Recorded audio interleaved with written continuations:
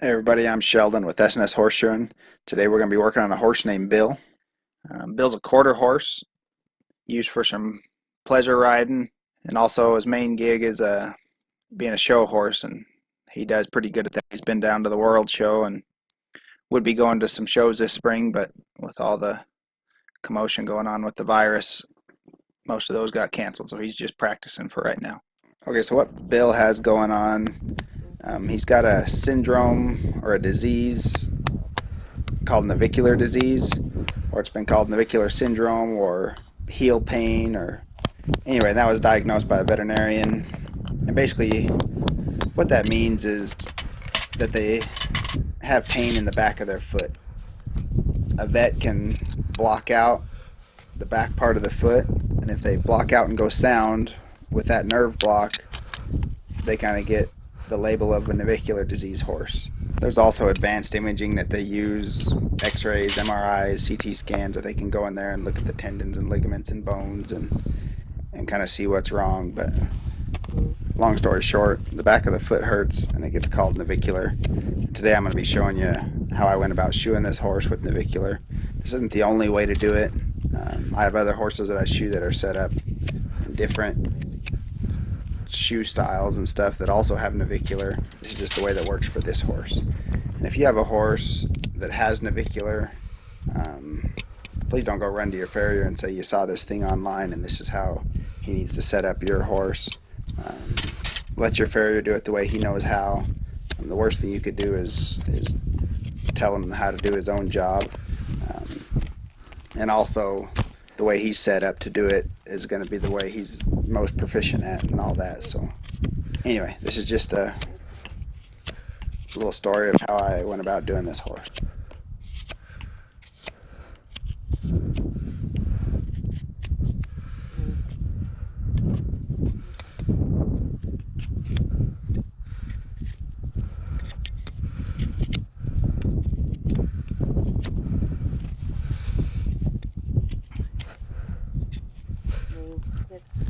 Okay, I realized I need to explain the package that you saw me take off.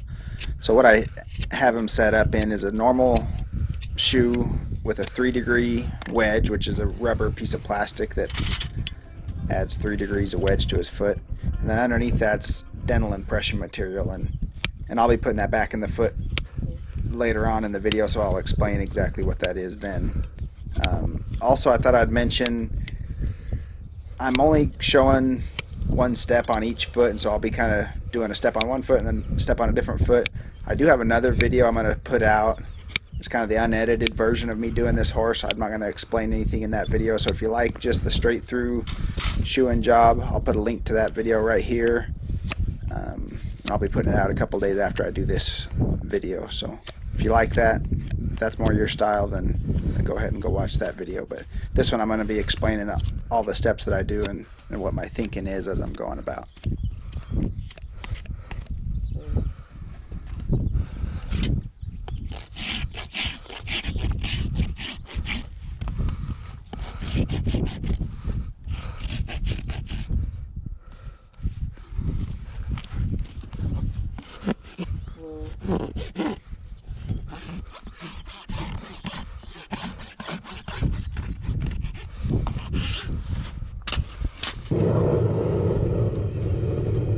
Okay guys, I'm back over at the truck. I'm going to kind of walk you through what I'm doing here. So there's going to be 3 modifications I'm going to do this shoe. This shoe's a Kirkhart, just a normal 3/4 foliage shoe you'd buy.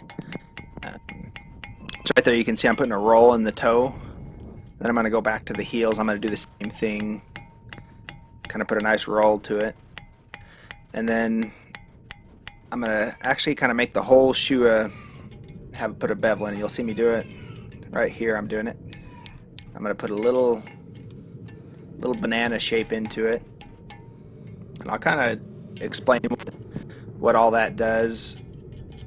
So with the roll on the toe, basically what you're doing is taking leverage off of the toe so it doesn't have to.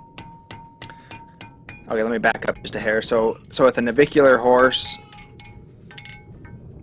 something in the back of the foot hurts, And so in the back of the foot, there's a big tendon that runs down the back of the leg, under the back of the foot. That's called a deep digital flexor tendon. So the tighter, kind of a simple way to think about it, the tighter that tendon has to get for that foot to break over, the more pressure, and in a case where there's a pathology back there, the more pain it could cause to the horse. And so by rolling the toe, we're taking leverage off that toe. That tendon doesn't have to pull as tight, and hopefully alleviating a little bit of the pain of the horse as the horse walks around.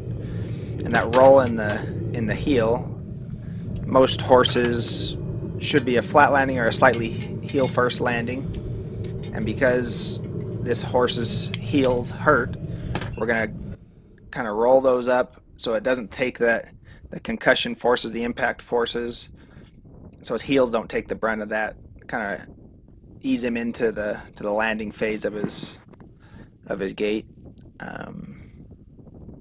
Anyway, so when I trimmed that foot, I trimmed it flat, and obviously you saw me put a banana shape into that shoe. And so right now I'm just kind of getting my general shape in my mind, and now I'm going to go back to the horse and with my rasp and ever so slightly put a little bit of a bevel into it, so it's not going to be flat anymore. It's going to match my foot. And right now my shoe's over in the forge getting hot, and then I'll burn my shoe on and get a better fit between my shoe and my foot.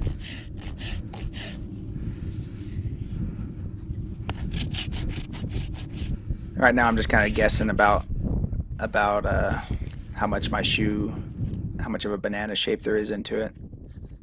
And right there you can see I'm relieving the sole pressure, and then back in the back of the foot you saw me take a little bit off. That's the bars, and they aren't made to carry weight, so I don't want the shoe putting pressure on the bars, and neither do I want it putting it on the sole. So that's what I was doing right there. So I'll come back to the truck, get my shoe out that I've already made a modification to, and burn it on and see how it fits.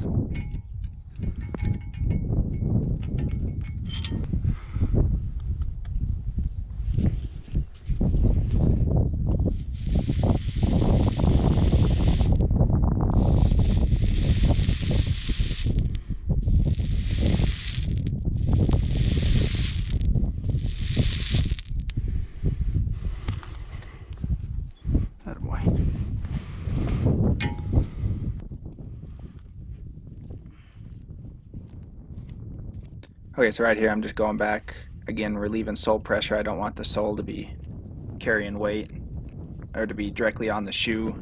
It could make them go lame, so that's all I'm doing right there. And that's what's nice. One thing that's nice about burning on shoes is you can see right where that sole pressure would be.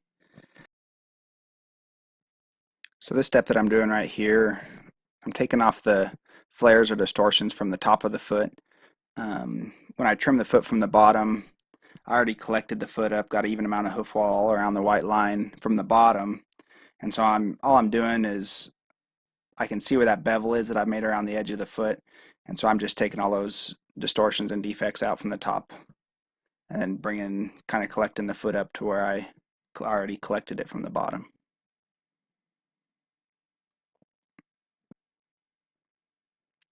Okay, so this is my 3-degree wedge.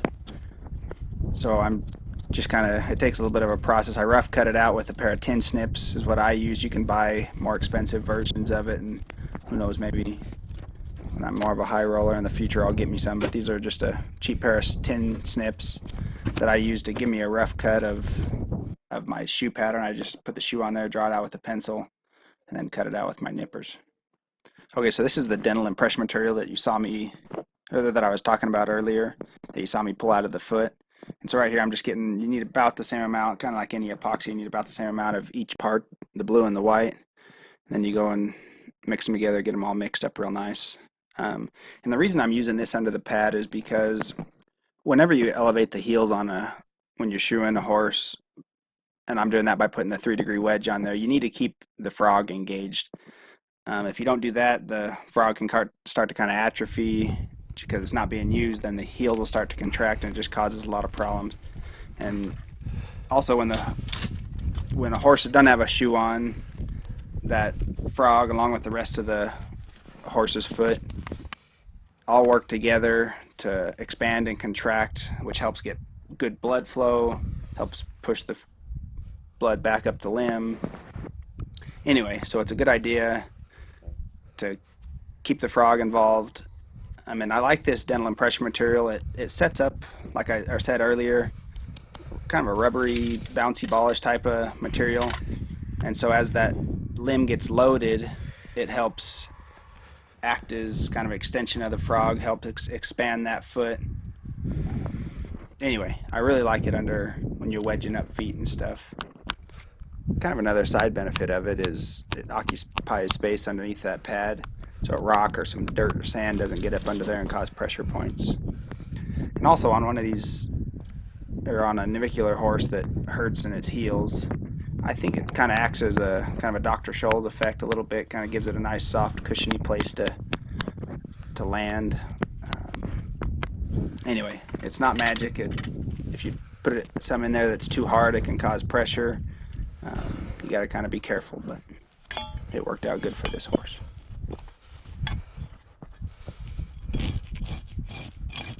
So now that I got this pad on with the shoe with just 2 nails on it, I showed you earlier how I just rough cut it out, and I just take my wrap and clean it up and make it look real nice before I get all my nails in there. There's a lot of ways to put on pads. I find this way works out best for me. I don't have a grinder on my truck. Some people take and rivet the pad to the shoe in the back, then take it over to the grinder and clean it up that way. This is a way for maybe you farriers that are starting out, putting pads on. It's a way of doing it without having to have a drill press to put your rivets in, don't have to have a grinder to clean it up. Anyway, just a little tip right there. As I get ready to nail here, I thought I might kind of try to hit some of the common questions I get down in the comments.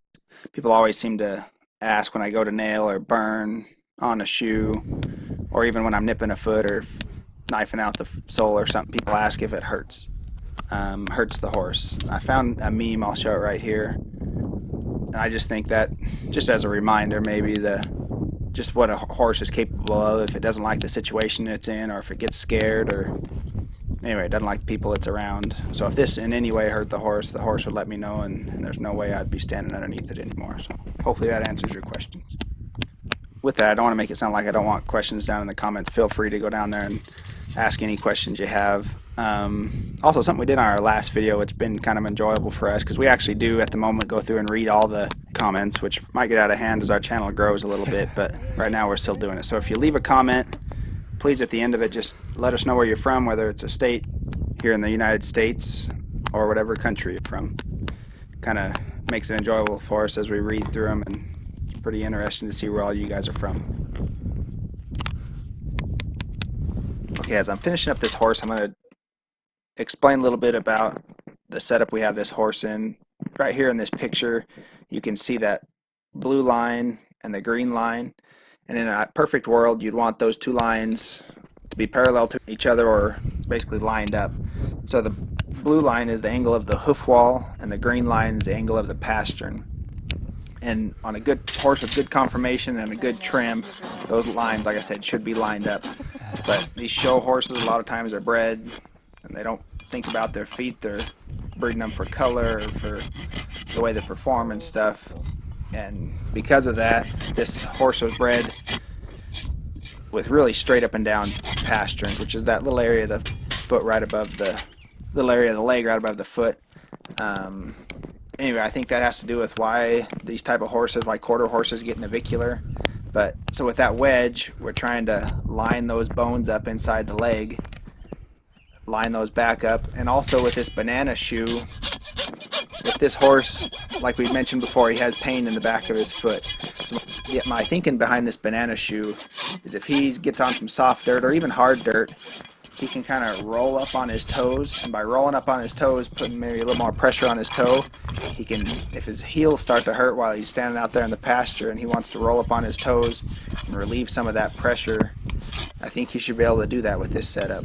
And also, like I had mentioned, as he's running, by softening the heels on him, he won't have that concussion forces as he's running. And the rolled toe, like was mentioned earlier, takes the leverage off the toe and and eases the tension and pressure of the deep digital flexor. Okay, as we're finishing up here, I thought I'd remind you that on my channel I'm going to have a unedited version, just kind of a straight through shot of me shoeing both front feet on this horse.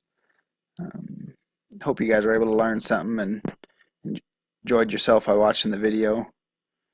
And something just kind of remember, most things I talk about in here are just my opinion and the way I do things. And remember, that's probably worth about as much as you paid for it. So make sure and have a good rest of your day.